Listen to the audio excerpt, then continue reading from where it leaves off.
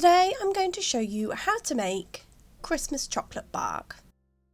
You will need 200 grams of white chocolate, 200 grams of milk chocolate, and then you want your toppings for your bark. I used some sprinkles, some chocolate Smarties and some snowflake sprinkles that I found as well.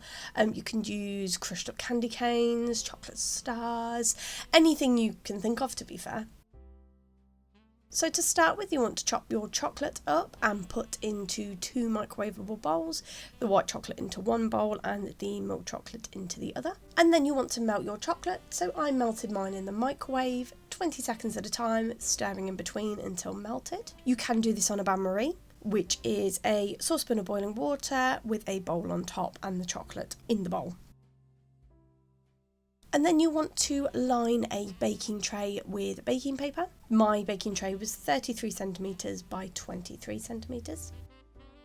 And then you want to put your melted chocolate into your baking tray, just putting like a blob of milk chocolate, then a blob of white chocolate, just then you can marble them. And like I say, once you've put all your chocolate into your tray, you then want to spread this out into an even layer, just so then it marbles into a nice effect.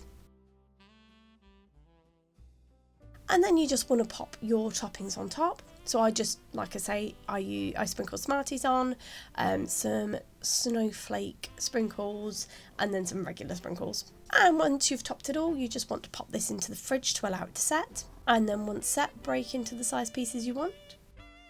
And there you have it. That's how you make Christmas chocolate bark.